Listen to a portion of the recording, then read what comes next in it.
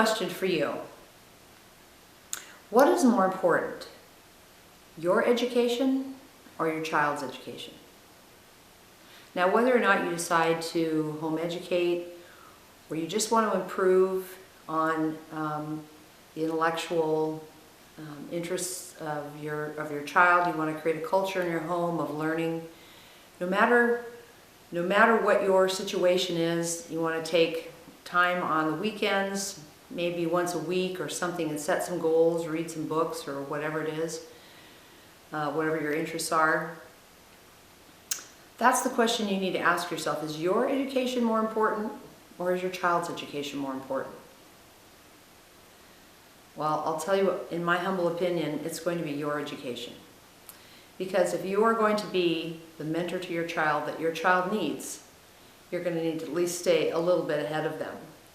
Now, I want to talk about what it means, what your education means. It doesn't mean that you are reading, super complicated books or you're becoming an expert in physics or something like that. Really what it means is that you, as a mentor to your child, an educational mentor, an intellectual mentor, that you are teaching your child a pattern for learning. So I'll tell you a little story that I related in one of my books about this. I was at a wedding last summer with 3 of my kids, my 3 youngest children, who are all friends with this young man who was getting married. And we were standing around in between events that day and just kind of shooting the breeze. And my youngest son brought up a book that he was reading. And he had asked me for this book. It was kind of an obscure book. It's called The Good Earth. And a couple of weeks earlier, he had asked me if I had that book, and I told him where I thought it was on our bookshelf, one of our many bookshelves. And evidently he had retrieved that book and had been reading it, and he brought it up in this conversation. We're just standing around talking about this and that. And I listened to him, and he was making comments about how interesting some of the aspects of this book was to him. And I looked at him and I said, "Hey, what made you decide to read that book? Why did you want to read it?" And he said, "Well, when Jacob and I were growing up, he and Jacob are they're 4 years apart. When we were growing up, Jacob read it, and he used to talk about it, and I've always wanted to read it. So I decided I, had this time this summer, and I would just pick it up and do that." And I looked at Jacob, and I said, "Honey, why did you read that book?" Because this is kind of an odd book, right?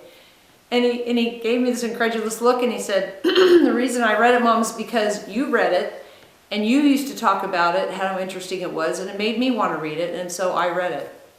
So what happened here was my interest, and what was happening around this time was that we had another older brother who was serving a mission in Taiwan, and he would talk about China, and I had found this book about 20th century China, history of China, a novel, and I had read this book, and I was teaching the kids all about this because we were going to be going on a trip there when he got off his mission. And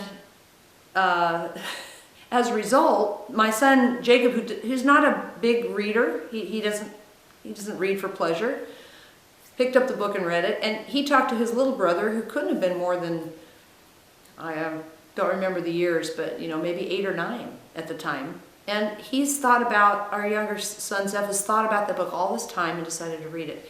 That's the kind of culture that develops in a family when learning is loved and learning is exciting and interesting. And it's so simple that it's hard to believe that something so simple as just you getting excited about something that you're doing, and you communicate that and you talk about that with the passion and enthusiasm that you have to your children, and you encourage them and you say, "You really ought to read this book. This is really, really fun." Or you know what? You really ought to try that sport. Or you really ought to try to bake those cookies.